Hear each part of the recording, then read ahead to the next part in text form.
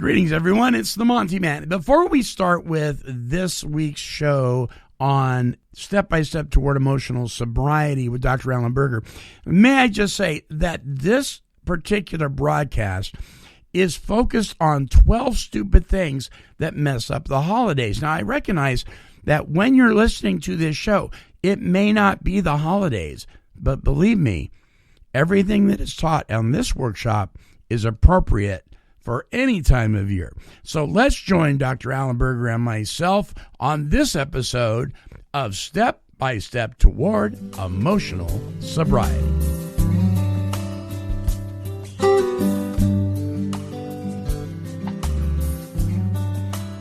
The views expressed on this broadcast of Step by Step Towards Emotional Sobriety with Dr. Alan Berger do not necessarily reflect those of Take 12 Radio, KHLT Recovery Broadcasting, or our affiliates. Take 12 Radio and KHLT Recovery Broadcasting are not affiliated with any particular 12-step fellowship.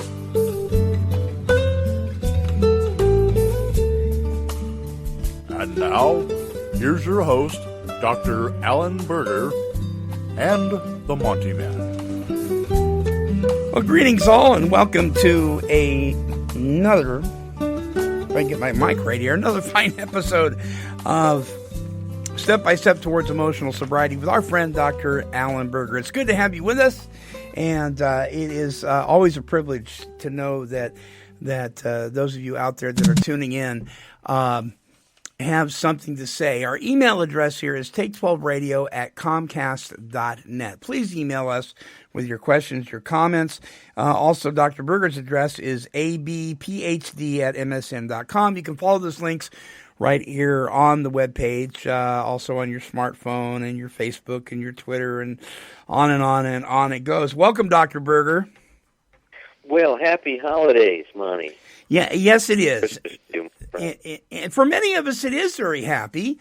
For some of us, we can't wait for it to get over. Isn't that the case? Well, that's so true, and that's why this show on emotional sobriety is so timely in one sense, is because we're going to talk about how to hold on to yourself and be able to support yourself and stand with yourself through these holidays. You know, I was talking to someone that I'm very close to today, and his girlfriend, and, you know, since we've been doing this show, it's like learning a new word, right? You start hearing it everywhere. Since we've been doing this show, I'm picking up on stuff all the time. And this gentleman's girlfriend said, I want you to give me a ride home, because this guy, he just had his 16th birthday, just got his driver's license, and I don't know about California, but I know in Oregon, you cannot drive with anybody under the age of, I think it's 18, by yourself for 6 months. Yeah, that's right. And so she asked him, she said, well, drive me home. And he said, I can't do that. She says, well, nobody will find out. And he says, but I'll know. And I'm not going to do that. And she got very upset with him and isn't talking to him, hasn't talked to him all day long. And I'm watching this couple as they and they're very young, you know, but I'm watching as they communicate with each other and stuff. And I got to tell you, man, I'm like, man, this is a person that if her boyfriend doesn't respond the way she wants him to respond in every circumstances, whether it doesn't matter how minor or how major, she is not okay. Yep. She has a lot of rules about what he's supposed to do. Yeah. For her to feel loved and to feel a connection with him. You know, and I'm watching this, I'm thinking, about that, you know, it's so sad. Big thing that, yeah, it is sad.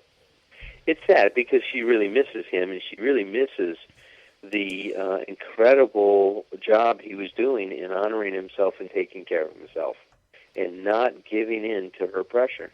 Right. I mean, that says a lot about him in terms of who he is as a person, and that he's got a solid sense of himself, which is fantastic. Mm-hmm. Yeah. Very good. Okay, so send us forth on this journey. One of the way I thought we could get into this tonight is, you know, everybody's probably familiar with the fact that I've written 12 stupid things that mess up recovery. and I'm really pleased to say it's staying in the top 20 books, and right now I think it's like number 3 on one of the Amazon bestseller lists and number 9 on another one. So it's congratulations. a very, very popular book, and it really, really is helping a lot of people.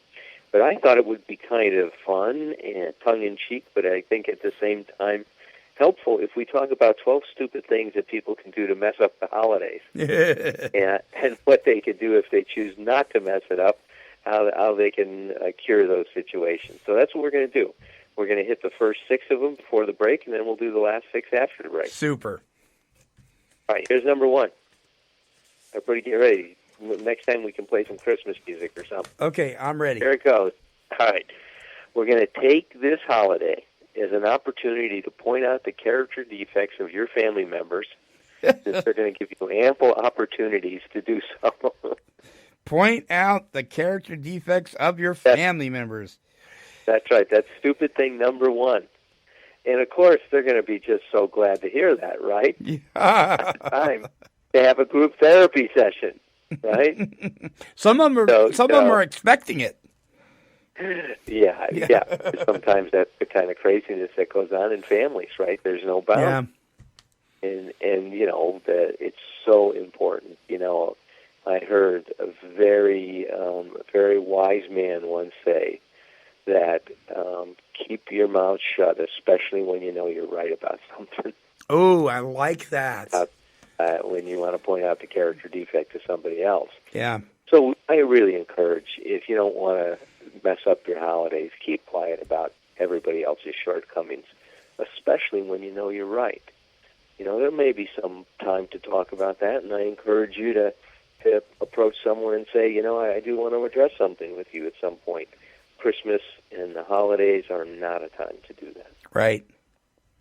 Very good. That was number 1. Number 2, expecting this year to be different than all the others. So if what happens in your family is there's drama and a crisis and you feel like you're walking on the set of a Jerry Springer show, and then you think that somehow, magically, this year is going to be different, well, you're setting yourself up.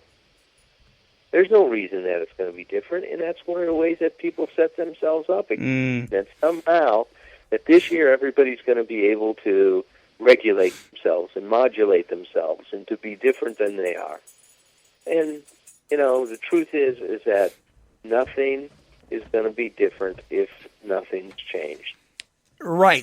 So if you're expecting things to be different this year and then people don't act any different, you're going to be in a world of hurt. That's right. Yeah. Now, the one thing you can do, and this is an important thing, is to think about, well, what do we have control over and what don't we have control over? And that's a part of emotional sobriety money, is to really be able to focus on what we have control over. So in that situation, you don't have control over how anybody else behaves, but you certainly have some control over how you behave. Mm-hmm. What you do, and how you deal with that situation, how you handle it, how you respond to it, that's all within your control. So it wouldn't be a setup if you said, this year I'm going to see what I can do to deal with this situation from the best in me rather than from the worst in me. Yeah. Good one. And one of those may be, I will keep my mouth shut when I know I'm right. Hey, listen, that's a good one. That's one that I need to practice. Sure of that. We'll get my wife on the next show, and she'll let everybody know about that one. Yeah, but see, my excuse is, but this is my job. That would be interesting, huh? We put our wives on the show, and everybody would really know about our emotional sobriety. Oh, yeah, it would be. All right, number 3. Number 3. Lose yourself in making everyone else happy. You see, this is the time of the year that the people that are codependent are in so much joy because they have the official authority, right? Yeah. Making everybody else happy, right? They go out and buy presents for everybody, do everything for everybody else, and this time of year they're supposed to do it. But look, it's so important. Don't lose yourself. Don't make people more important than you. You can make yourself as important as others, but not more or less.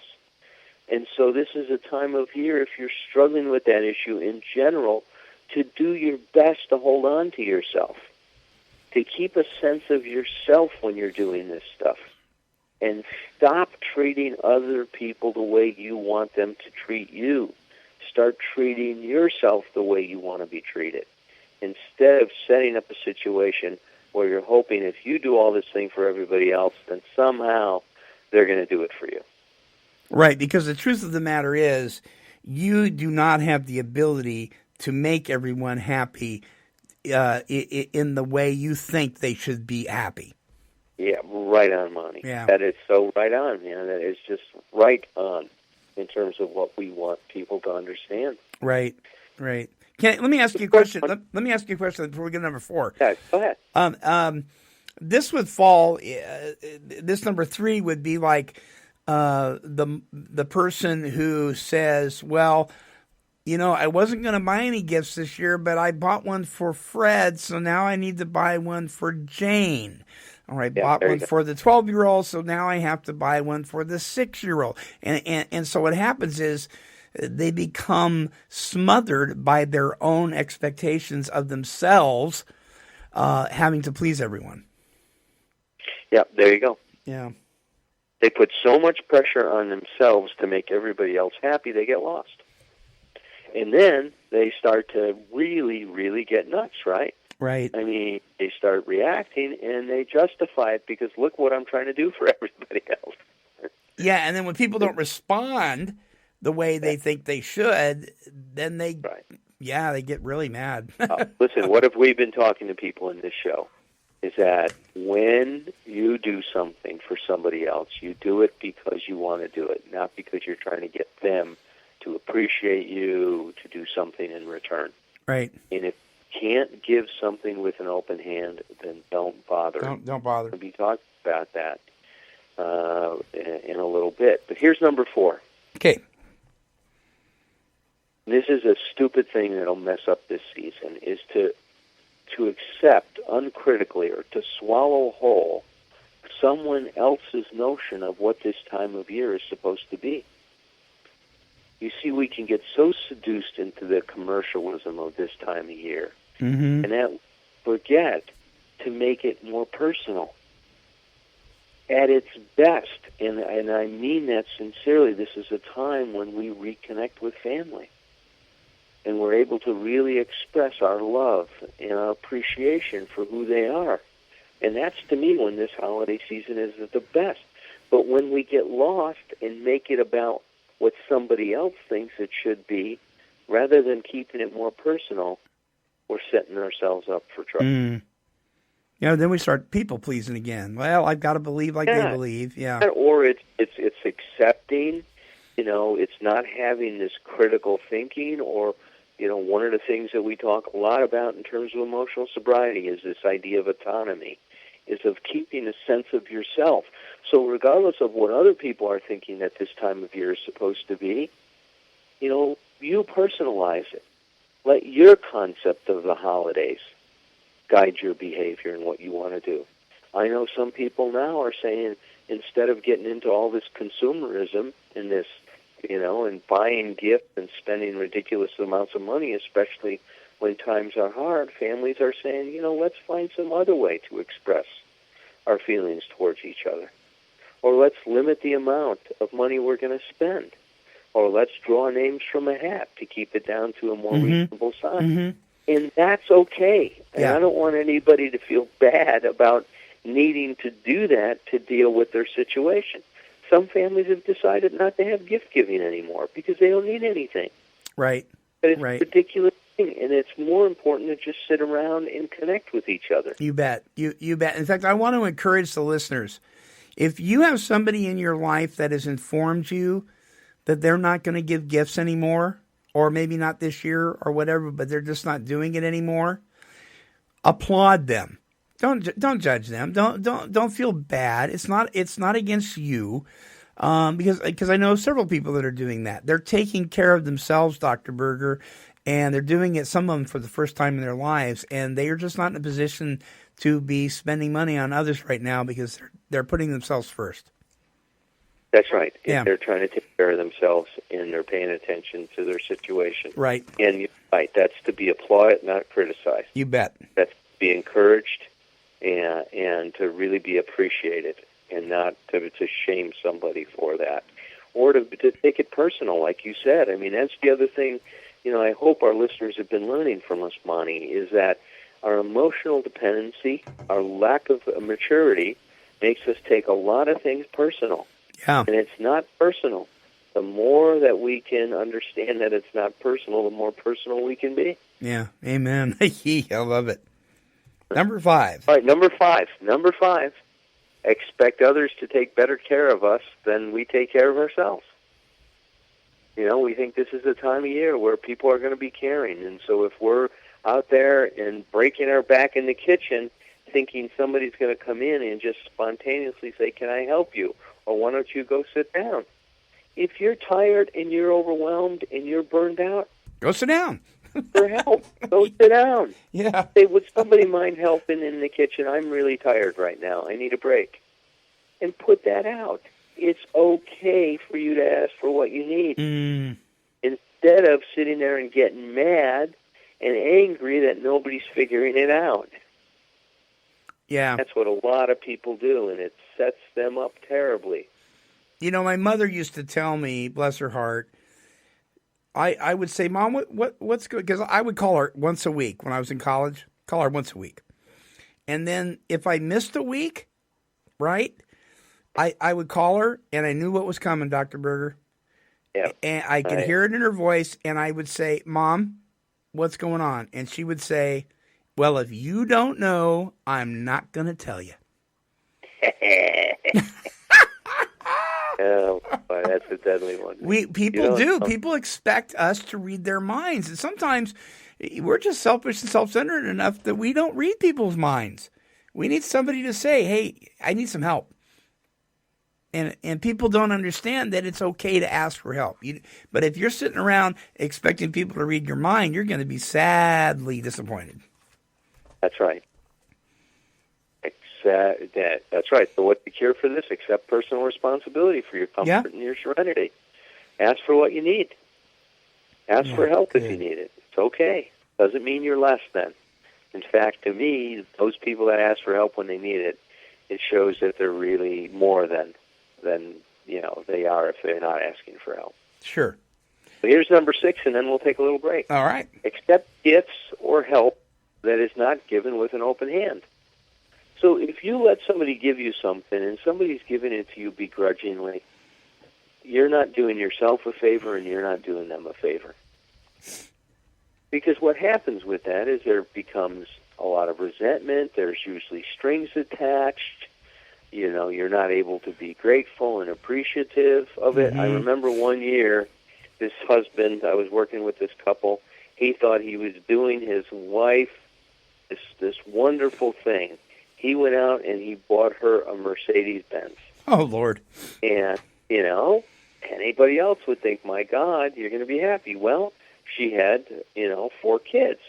And what she would have rather had would have been a Dodge Caravan. The Mercedes-Benz. It wasn't functional for her, and she was more concerned with getting the kids around. So when he comes home and hands her these cars, thinking it's going to be a December to remember, I guess that's a Lexus commercial. Yeah, is what happened is she was unhappy, and he got outraged. How can you be unhappy? I bought you a Mercedes.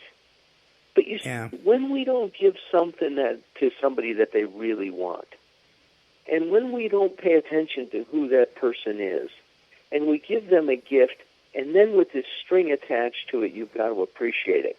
Well, if he wanted her appreciation, and this is what finally happened, he took the car back.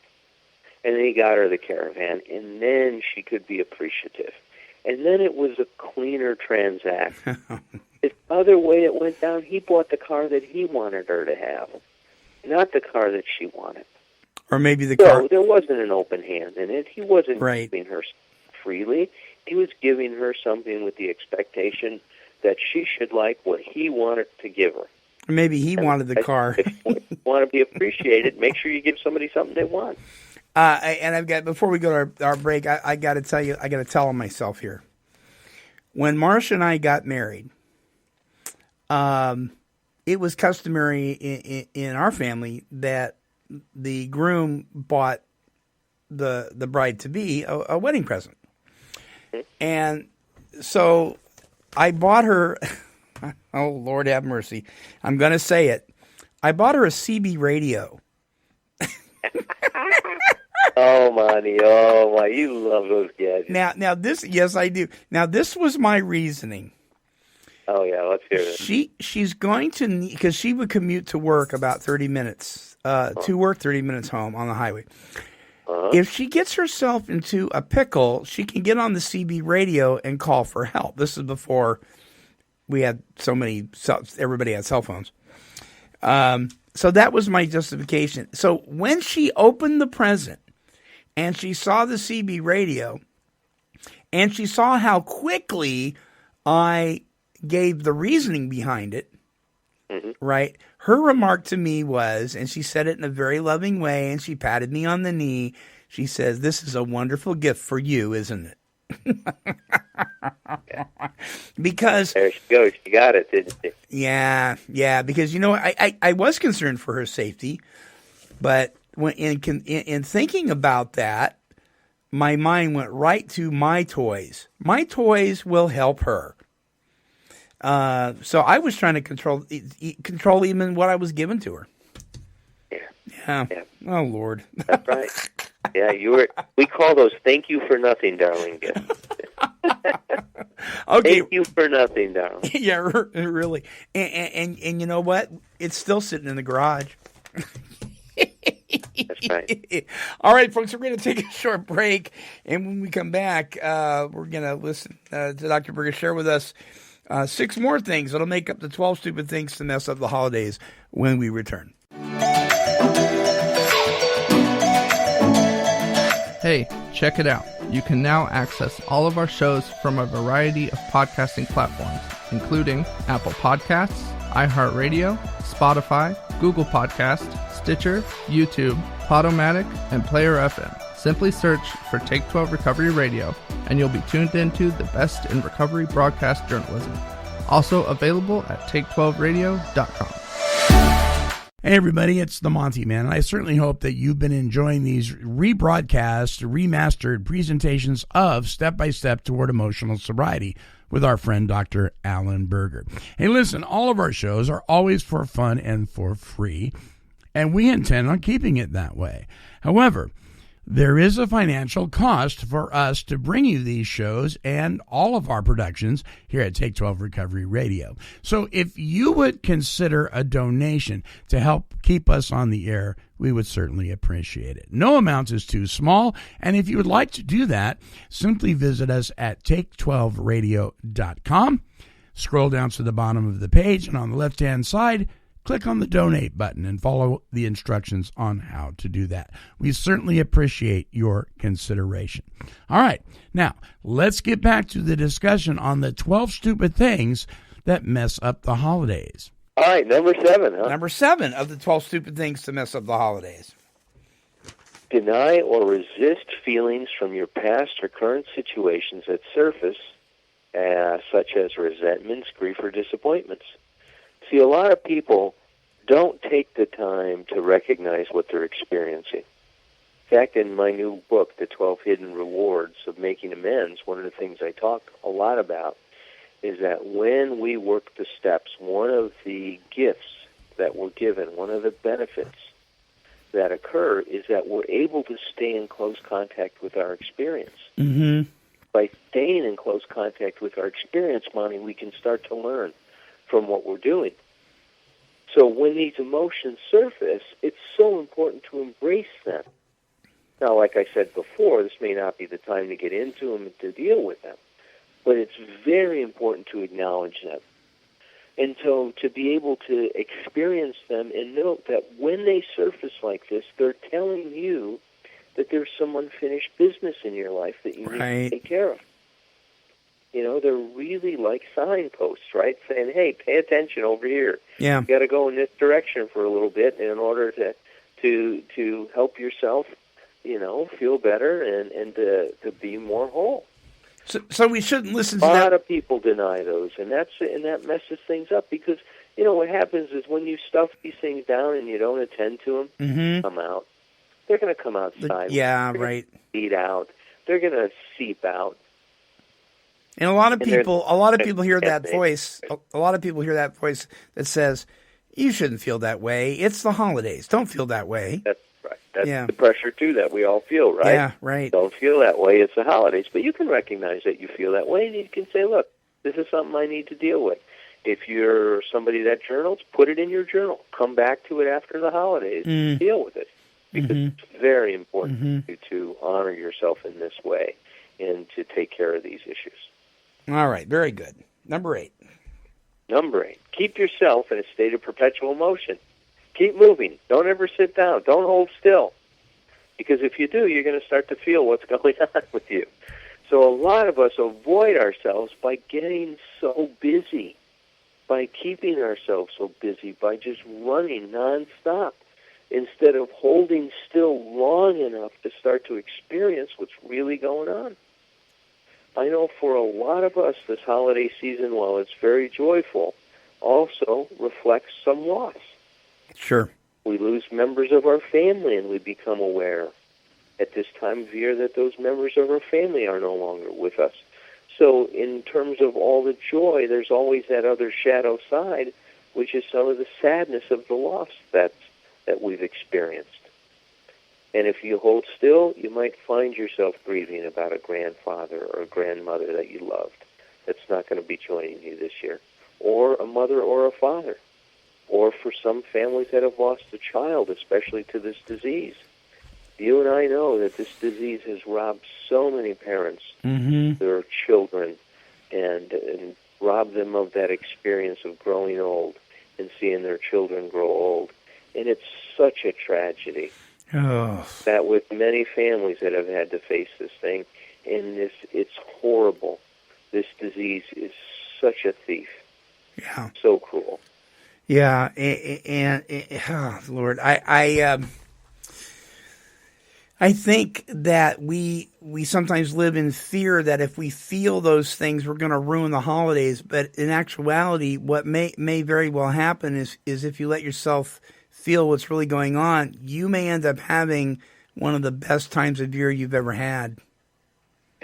Yeah. That's true. Yeah. Because it's real. See, that what we keep talking about is for people to get real, for people to really embrace themselves and to honor themselves and to really be committed to their authenticity. Do you hear, Dr. Berger, do you hear in working with people, do you hear the statement, yes, but in our family, we just don't do that. We don't open up. Yeah, yeah. And what I tell them is, that's too bad. You should. I mean, it's like, how's that working for you, right? Right. It goes back to that old thing. It's like, how is that really working for you? And there's a lot of families that say, God, do we really have to give up this way that we've been functioning?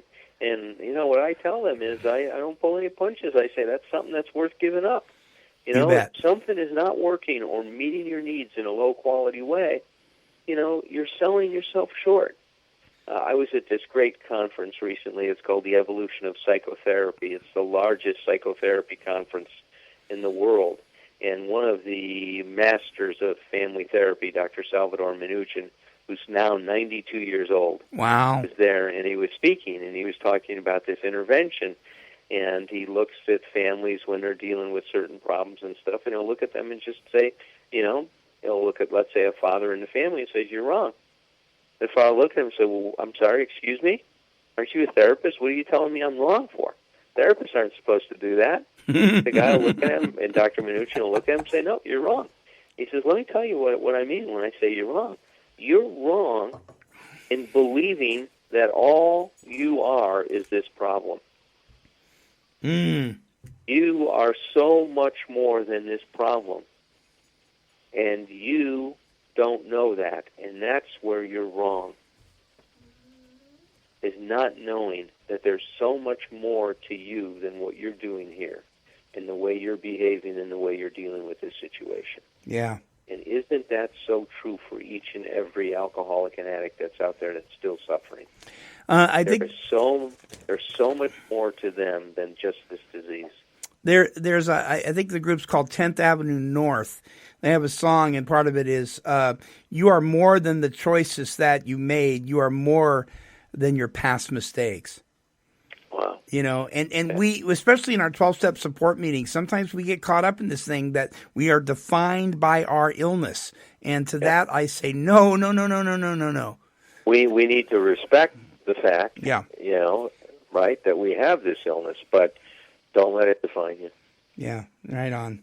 Let it influence your life, and always we have to pay attention to our vulnerabilities, to our addiction. There's no question about it. But we are much more than this illness. Yeah, you bet. Number 9. All right, we're at number 9. And this is a variation on number 2. Number 2 was expecting that this year to be different than any other. Number 9 says expect your family to be different than they are, hoping that somehow they're going to be different because of this magical time of year. You know, this is a false hope, Monty. You know, what I encourage people to do is when they start acting the way they always act, instead of being upset about it, say to yourself, of course, this is the way they are, and this is the way that things are right now, and I can learn from all of these experiences, and I can learn how to deal with this in a better way. Yeah. Who they are doesn't have to determine how I am and how I deal with the situation. I can get grounded in some principles and deal with this situation, you know, with the best possible attitude that I can discover. So if Aunt Gertrude, if we say to our spouse, well, Aunt Gertrude's coming over for Thanksgiving dinner or Christmas dinner or celebration of lights or whatever, and we know that she's going to be pulling the same old stuff, instead of looking at it like that and expecting her to do something differently, we can take a golden opportunity at that point to determine that this year we're going to respond differently. Yeah, right on. Yeah, we're not going to let that person and who that person is determine how we're going to be. Yeah, we get to do that. Remember, I said before, we got to pay attention to what we can control, and what I can control is my response. I can control my attitude. I can control my effort. I can control my honesty. I can control how I deal with the situation, but I can't control what the other people are doing. Do you think that you know how we say, yeah, but Aunt Gertrude, when she's around me, she just makes me so irritated? That's right. Do you think that we say that because we really believe that she's causing the problem? We don't really understand? Oh, yeah. Listen, that's one of the things we've covered, is that when your differentiation is low, then other people make you feel a certain way because you've made them so important. Yeah. So you don't have a sense of yourself. Your sense of yourself is derived by who they are and how they treat you. Mm-hmm. Mm-hmm. That means that, you know, if they do something a certain way, they're going to make you angry, right? If they're not living up to your expectations. Yeah. All right. So if you're expecting your family to be different, well, check in with us. Let us know how that went. Right. Listen, expect that, but that'll be one of the things that'll mess up your holiday. Yeah. Number 10. Number 10, believing that family problems indicate that there's something wrong. Okay, say that again. But we've been believing that problems in your family mean that there's something wrong with your family. Oh. Problems don't mean that there's something wrong. It means something's right. Families are supposed to create problems. It's a natural phenomena that happens. Problems occur because of who we're not yet. So when a problem arises, it's kind of putting a spotlight on an area that shows us where we need to grow and develop. Families and relationships are people growers. So there's always going to be conflict, and from that conflict, we're going to be able to see what we need to do to get a better hold of ourselves. Yeah. To be able to support ourselves better, to be able to take a healthier perspective about things. And so seeing a problem in a family is telling you that there's something wrong. you're missing the boat. Saying something's right, and your job is to start to unpack the lesson, to extricate from that situation the lesson that you need to learn to help you identify your next step in your development. So if you use that this year, you're going to be getting a bigger gift, and you're going to be giving yourself the best gift you can give yourself. And that's the gift of awareness and the gift of growth. Just because there's pain doesn't mean there's fault. That's right. Well, say that again, Monty. I like that. Yeah, just because there's pain doesn't mean there's fault. It just came to my mind. I was thinking, wow, just because something hurts doesn't mean that there's fault there. That's wonderful. Yeah. Now, number 11 is kind of, we talked about it with number 6, but I kind of bled these two things together. So let me clarify them again. Number 6 was, it would be stupid for you to just accept gifts that are not given with an open hand. If somebody gives you something and they don't want to, don't take it, because they're not doing you any favors. Now, at the same time, this number 11 is a good one. It says, if we give a thank you for nothing, darling gift and expect gratitude or for that person to graciously accept a thank you for nothing gift, we're setting ourselves up. You bet. A gift is not going to be appreciated unless the gift is given and coordinated with who the person is. I can give you some examples of that. When I was growing up, and this used to drive me crazy. So I grew up in Chicago. I was on the Northwest Side, and I hung out with the cool guys, the greasers. Right now, the other group was the dupers. They thought they were cool too, but I thought the greasers, the group I was in, was the cooler group. Of course, the dupers thought they were. But the greasers, what we wore, and what made us so cool, is we wore these Italian knit sweaters. And you could go down to Maxwell Street in Chicago, and this is back in 1965 or so. You could go to Maxwell Street, and you could get one of these beautiful Italian knit sweaters for like $20. Wow. So these were like great things. So everybody that was in a greaser wore these Italian knit sweaters. They were really sharp looking. I mean, I thought we were just strutting and cool when we were wearing these things. Mm-hmm. So at Christmas, my mom knew how crazy I was about these things. Well, she would go to, I think it was called Woolworths, and she would buy these $5 polyester golf shirts for me. Well, polyester wasn't cool. Wool knit Italian sweaters were cool, not these $5 polyester golf shirts. So I'd get one of these things, or she'd give me a tie. I didn't wear friggin' ties. I was a kid. What are you giving me a tie for? When do you see me wear ties to school? I don't wear friggin' ties. I don't wear polyester shirts. So I would have these polyester shirts and ties in my drawer, and I was expected to be grateful because, after all, it is the thought that counts.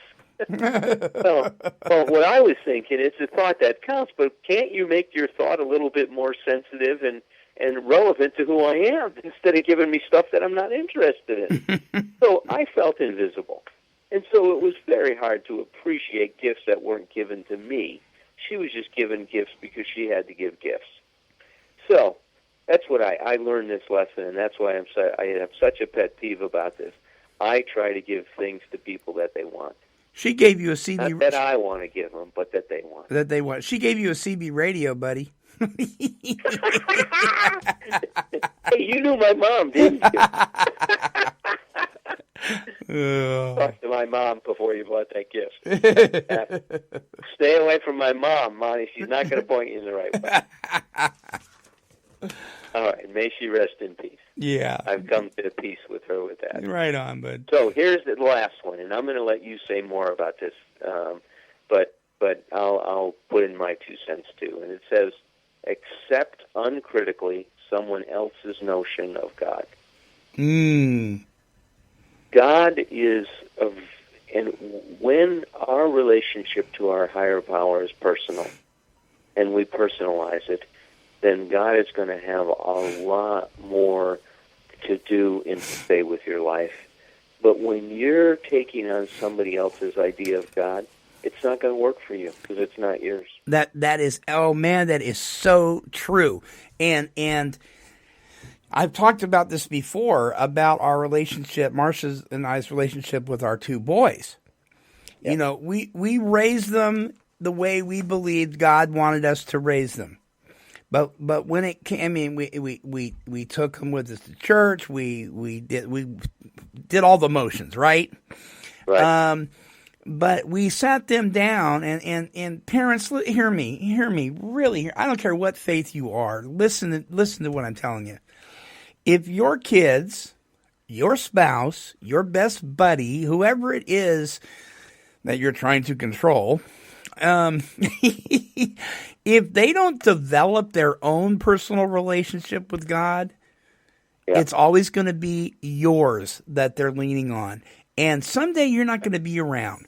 And someday you may really tick them off. And you don't want them blaming God for whatever, you're doing. Here's the deal. You've got to let people develop their own relationship with their higher power. If you don't, it's not theirs, and it will never work. Yeah. And that's hard to do, especially as a parent, but we had to say, okay, guys, you're at the age now where you need to develop and nurture a relationship with their Creator that's outside of mom and dad. Yeah.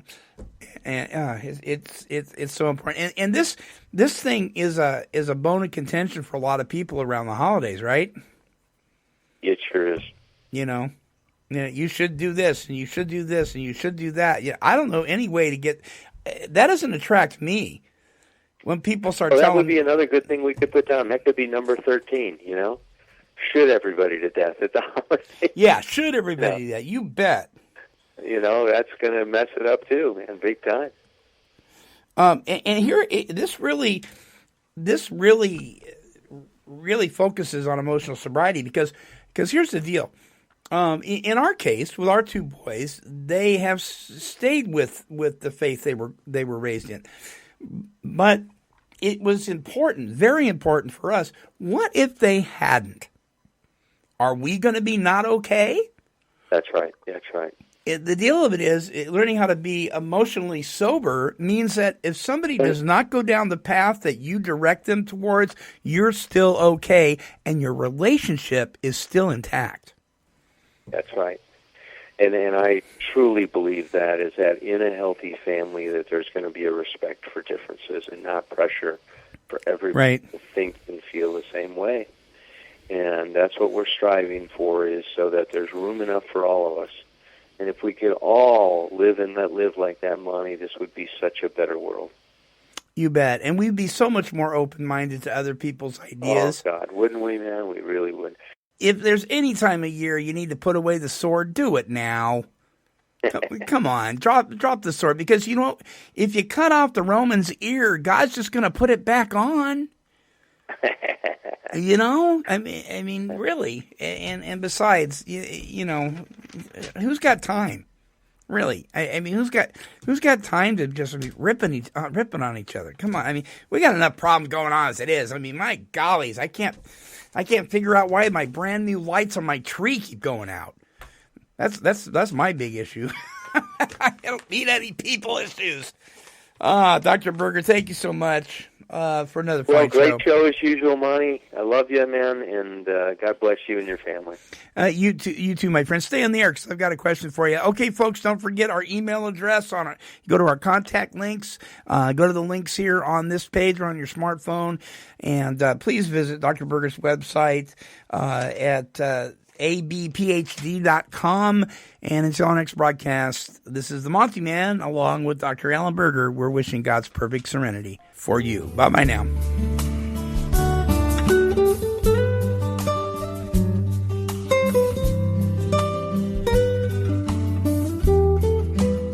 This has been a broadcast of KHLT Recovery Broadcasting.